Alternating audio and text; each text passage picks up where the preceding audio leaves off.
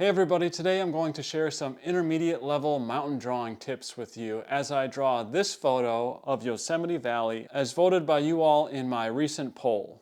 There's a link to this reference image down in the description if you want to download it. Please support my work by subscribing and liking. Now let's get to drawing. Okay, so here we go. First off, we're going to sketch in our main ridges on our mountains here.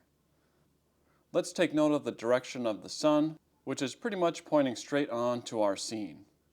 If you're not familiar with Yosemite, on the left there is El Capitan, and on the right are the Cathedral rocks. This is an iconic view in Yosemite Valley looking over the Merced River. Next, I'm going to start working on the details of El Capitan. As I sketch in the directional lines coming down the mountainside, notice how my lines sort of roll off the top part of El Capitan and kind of drip down the sides. We can just slightly see the ground on the top of El Capitan, so we want to make sure we get this in to give the mountain a sense of dimension instead of just having a straight line to show the top. Next, coming down the sides, you can see how I'm working my darker shadows, again showing the dimensions of the granite rock here.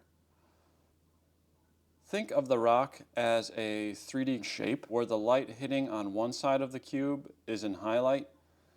Then as the cube angles in away from the sun or into some sort of tight crevice, there's no sunlight hitting that face of the rock, so it's in shadow. Now I go over this 3D cube comparison in depth in my tutorial how to draw boulders and rocks, linked above, and I'll put it down in the description as well. Next, let's move over to the Cathedral rocks. A lot of the granite in Yosemite has a sort of grayish color on it, which can be kind of tricky to draw. So I'm starting off here with a 4H pencil, and I'm holding it at a really steep angle to apply it softly. Then I go over it with my 2B mechanical pencil to add in some of those sharp defining lines of the granite slabs. Note, these are almost always going in the direction of the slope of your mountainside. You also see little dark spots of vegetation clinging onto the side of the mountain here. Make sure to draw those in throughout to give that extra detail.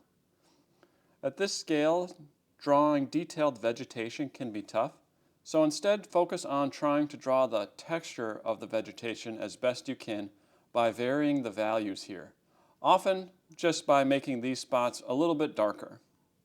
On the top of the mountain here is a ton of detail in the rocks that is really hard to match at the scale of my drawing. So what I'm trying to do here is match the texture of the rocks, and all my marks match the direction of the rocks that are slightly sloping down.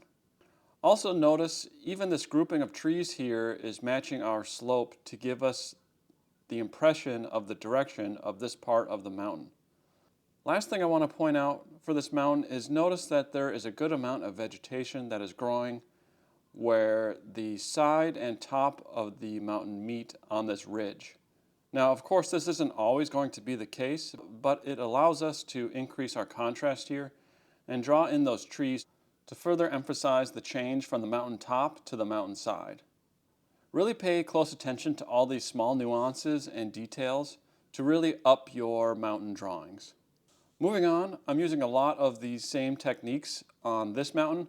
Notice the curve of my lines to show the change in our mountain shape. I'm also using my eraser here to help develop that grayish color on the granite a bit more. Like in a lot of my tutorials, I like to use my eraser as a drawing tool in addition to it being an eraser. You could use a blending tool here if you want, but I like to rough up my eraser on some sandpaper so it doesn't erase smoothly, and you can develop a more uneven random blend to give it a bit more of an organic feel rather than just a smooth blend. Of course, since it also erases, it can add further variety in your values as well, which can add to a more natural look. Continuing on, I'm just working these same techniques throughout my mountains. Notice here is a spot where we can see the bottom of the rock, so we can add some deep shadows and really give the mountain a 3D feel as it curves around here.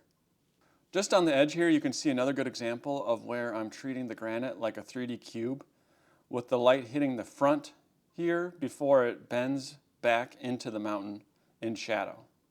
On this front mountain, here again we're just using all of these same techniques.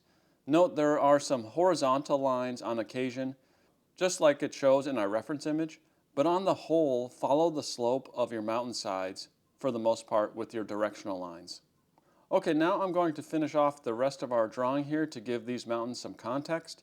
If you'd like further details on any of these elements, check out my playlist linked above, Techniques to Draw Any Landscape. I'll also drop it down in the description. And that wraps it up. Thanks so much for sharing your time with me, and best of luck on your mountain drawings.